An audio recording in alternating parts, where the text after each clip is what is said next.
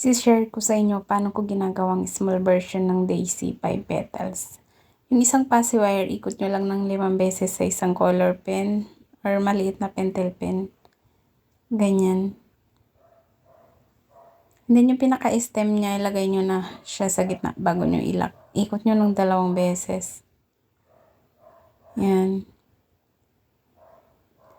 Yung mahabang parte, pasok nyo dyan sa gitna. Para yun ang magsilbing lock nila.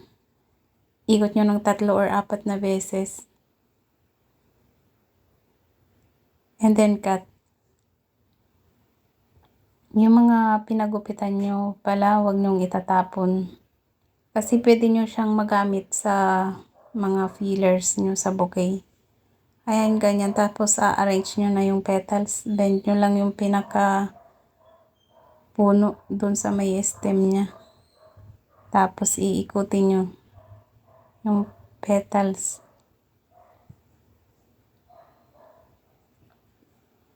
Yung panlagay naman dyan sa gitna na bilog, yung isang passive wire, hinahati ko lang sa 6.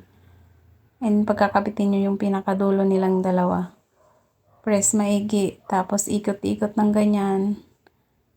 Tapos yung pinakadulo niya, itago nyo sa ilalim ng bilog para hindi kayo matusok o masugat. Tapos i-arrange nyo na yung mga petals. Para magmukha na talaga siyang bulaklak. O diba? Wala kayong ginamit na kahit anong pandikit dyan. Makakatipid kayo dito. Sa dahon naman, ganito ang ginagawa ko. Sinusukat ko lang sa daliri ko. Ganyan. And then, bend mo yung pinakadulo. Para may magsilbing lock doon. Pasok mo sa gitna.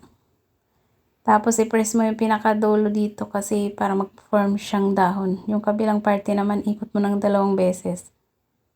Ganyan. Press ulit sa dulo. Yan. O, dahon na siya, 2 peraso. O, diba? Bend mo lang ng ganyan. Form.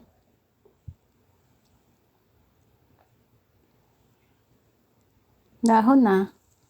Tapos, ganito naman siya ilagay sa pinaka-stem niya. Ikutin mo lang ng ganyan. And then, press. Ayan, ayos-ayusin. O, diba? Hindi, wala kang ginamit na kahit anong pandikit glue. Ganun lang kadali. Maraming salamat po sa mga manonood. Sana makatulong.